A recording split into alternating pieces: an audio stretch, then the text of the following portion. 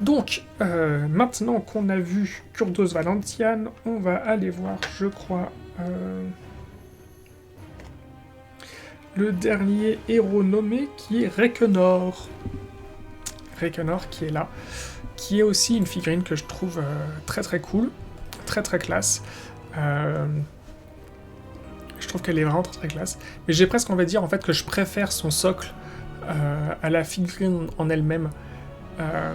Parce que je trouve qu'en fait, elle est un peu...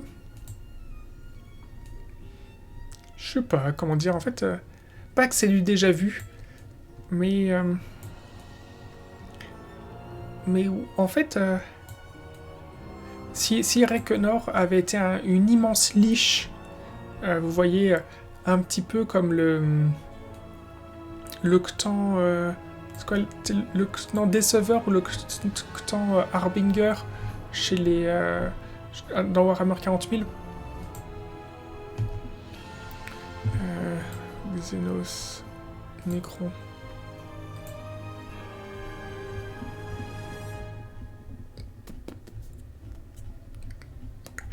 Le Ctan Nightbringer.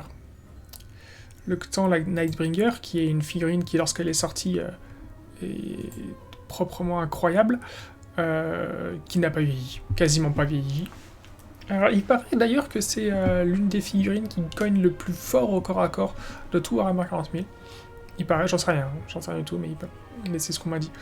Voilà, bah écoutez, si Rekenor avait eu un style un petit peu comme ça, j'aurais trouvé ça incroyable. J'aurais trouvé ça plus fun, plus sympa. Parce que là, je trouve qu'il a un côté un peu... je sais pas, je suis pas très fan du cheval avec des ailes fantômes. Parce que par principe, ils volent tous déjà de base, alors peut-être que... Bon, écoutez, je suis un peu chiant, excusez-moi, on va... pardon, Leader, je vais me permettre de fermer ton truc. Mais en vrai, voilà, quoi, il a quand même grave la classe, hein. C'est quand même une super figurine. C'est quand même une super figurine. Alors... Rekenor, il a commencé sa carrière...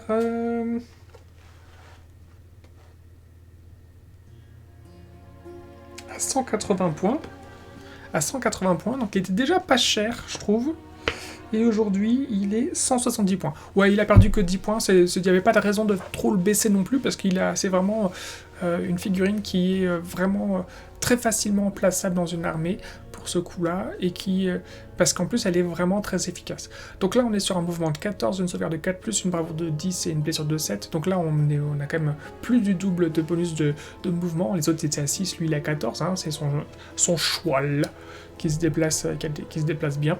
Donc lui, pour le coup, il a véritablement une monture.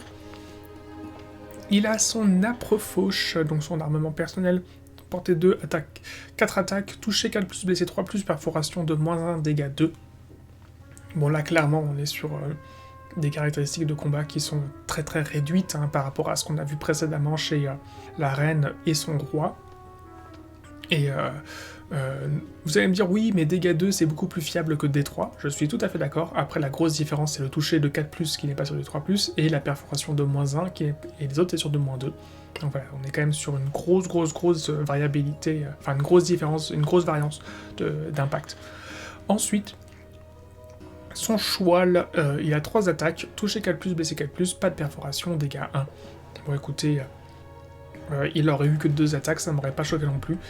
J'aurais même presque tendance à dire pourquoi il a 3 attaques. Et ah oui, sabot fantomatique et dents. Ok, 2 coups de sabot et une morsure, ça fait 3 attaques, d'accord.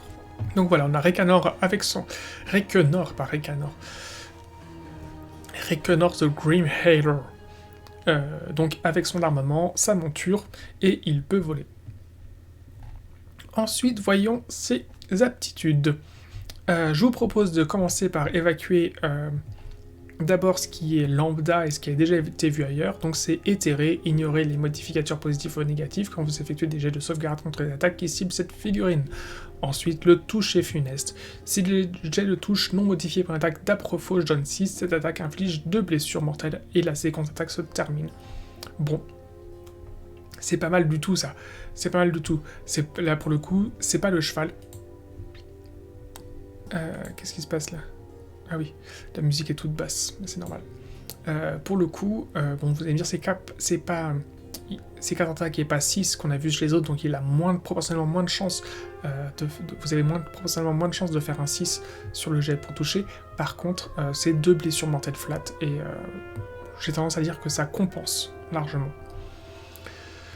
Ceci étant dit, voyons voir les aptitudes très spécifiques à Reconor qui font que c'est une figurine qui est jouable et intéressante.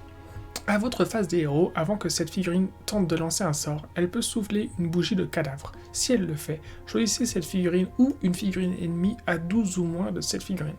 La figurine choisie subit une blessure mortelle. Si la blessure mortelle a été subie par une figurine ennemie, ajoutez 1 au jet de lancement. Si la blessure mortelle a été subie par cette figurine, ajoutez 3 au jet de lancement.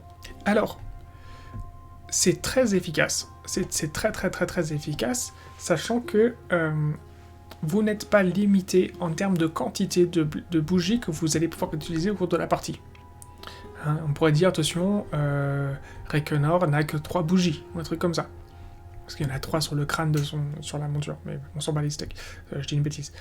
Voilà. Vous pouvez le faire 5 fois. Vous allez me dire, Reconor, malgré son mouvement de 14 et le fait qu'il soit éthéré, etc., il a que cette blessure, il est un peu fragile, j'ai pas forcément envie de l'amener à 12 pouces de l'adversaire, sachant qu'il ne cognera pas spécialement très fort. Je suis d'accord. Ensuite, ajouter 3 au lancement, ça peut être ultra efficace. Et je suis également d'accord. Prenez en compte que vous allez devoir effectuer votre jet de Feel No Pain si vous décidez d'infliger votre blessure mortelle sur cette figurine, et que vous avez donc une chance sur 6 de annuler la dite blessure mortelle. Et si la blessure mortelle a été annulée, elle n'a donc pas été subie. Et si elle n'a pas été subie, vous n'aurez pas votre bonus de 3 au lancement. C'est un petit jeu un peu gamble. Je pense que ça se... Prenez-le en compte, en fait, si jamais, pour que ne soyez pas trop déçus, si par mégarde, il vous arrivait de faire ce 6 sur cette blessure mortelle. Personnellement, je pense que ça se tente quand même, et qu'il n'y a pas de quoi s'énerver ou quoi que ce soit. Vous énervez pas si vous le savez par avance qu'il y a ce risque. Et voilà. Faites en sorte de ne pas vous retrouver dans une situation où vous allez devoir, entre guillemets, vous dire « Oh là là, je joue un mouvement stratégique hyper important sur le prochain sort que je vais lancer. Il est ultra important que je puisse avoir un +3 pour le lancer. » Des fois, on est dans cette situation-là. Évitez de trop vous en vouloir si ça n'a pas lieu parce que votre Feel No Pain est trop efficace. Enfin, si vous avez réussi votre jet sur votre Feel No Pain. Voyons ensuite... Faucher comme les blés. Vous pouvez relancer les jets de touche ratés pour l'attaque effectuée avec Aprofauche si l'unité ciblée compte 5 figurines au plus. C'est plutôt cool, c'est plutôt chouette, c'est toujours ça de prix. C'est toujours ça de prix. Fort heureusement, c'est une figurine qui ne coûte pas trop cher. Et c'est tout l'intérêt en fait. Toujours ça de prix pour pouvoir aller frapper des unités un peu populeuses chez l'adversaire. Voilà. Après, comme vous devez vous en douter, les Night Hunt vont plutôt craindre les unités populeuses que les unités d'élite. Parce qu'en fait, les unités d'élite, elles ont effectivement la possibilité d'avoir des aptitudes qui vont faire de la blessure mortelle, mais vous avez aussi pas mal d'unités d'élite qui vont se différencier parce qu'elles vont avoir une perforation de -1 ou -2. Et ça, c'est quelque chose que vous allez complètement ignorer avec vos unités Night Hunt. Alors que des unités qui sont très populeuses et qui vont jouer sur la saturation d'attaque, c'est ça qui va affecter vos héros. Ensuite, Reconor est un sorcier, il peut tenter de lancer un sort à votre phase des héros et tenter de dissiper un sort à la phase de héros adverse. Il connaît les sorts très magiques, bouclier mystique et tempête spectrale. Tempête spectrale a une valeur de lancement de 7. En cas de réussite, choisissez une unité ennemie visible du lanceur à 12 ou moins de lui. L'unité choisie subit des 3 blessures mortelles. Si au moins une ou plusieurs figurines de l'unité sont tuées à cause de cet effet, l'unité subit immédiatement des 3 blessures mortelles supplémentaires. Donc c'est plutôt cool, hein. C'est plutôt une bonne aptitude. Après là, on est en train de constater une espèce de paradigme qu'on a vu aussi précédemment avec Lady Olinder. C'est qu'en fait, contrairement à d'autres unités qui sont très portées sur la magie, comme ça peut être le cas par exemple pour les Tsench, et bien là on est sur pas mal d'aptitudes, de sortilèges, etc., enfin de magie, qui sont sur une portée de 12 pouces, donc c'est assez court. Enfin, on n'a pas vu, parce que je n'ai pas présenté l'unité de Tsench, je n'ai pas fait encore l'armée de Tsench, mais l'armée de Tsench, ils ont beaucoup de magie et beaucoup d'aptitudes sont sur une portée de 18, et cette portée de 18, c'est quelque chose qu'on va retrouver en fait assez régulièrement sur beaucoup de sorts, d'un point de vue général, dans les différentes factions du jeu. Là, on est effectivement sur des portées de sorts, d'aptitudes, d'interactions, que ce soit avec vos probes entre vos unités ou les unités adverses, qui sont sur une portée de 12 pouces. Voilà, c'est quelque chose à prendre en compte, parce que comme je vous ai dit, vous avez des unités qui sont par le principe, en théorie, assez tanky, mais qui, dans des circonstances qui sont finalement pas du tout... je vais pas dire... c'est pas si rare que ça, hein, tout à fait vulnérable à une saturation d'attaque. Aujourd'hui, il y a énormément d'unités qui peuvent faire une saturation d'attaque, et cette saturation d'attaque, elle peut même provenir d'unités qui sont des petites unités, pas forcément des grosses unités avec 30 gobelins. Cette fameuse saturation d'attaque, elle peut venir d'unités de 5, 10, 15 maximum figurines qui ont tout simplement une synergie bien pensée, des ajouts d'attaque, etc., etc. Donc 170 points pour Reconor, c'est une figurine qui les vaut. J'ai tendance à dire que il pourrait être baissé éventuellement à 160 points comme Kéros. Je pense que s'il vaut plus cher que Kéros, c'est parce que lui, il a le mot-clé sorcier et qu'il peut donc lancer un sort et dissiper de la magie.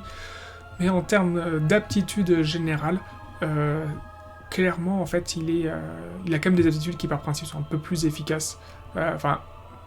En fait, bougie de cadavre fait qu'il va naturellement fiabiliser sa magie. Donc en fait, il a des aptitudes qui l'auto-synergisent. Ce qui n'est quasiment pas le cas de ce qu'on a vu pour Kéros, parce que Kéros, il peut éventuellement voler une aptitude de commandement, mais lui-même n'a pas d'aptitude de commandement à utiliser. Donc voilà.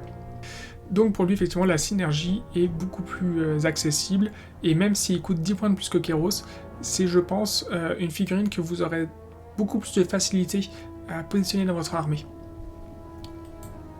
C'est clair qu'en fait, vous ne vous poserez pas de cas de conscience pour le placer dans votre armée. Vous ne direz pas « Oh, j'ai un doute, est-ce que je le mets, est-ce que je le mets pas ?» Alors que Kéros, vous allez très souvent vous poser cette question-là. À moins que vous disiez « Ah, je veux focus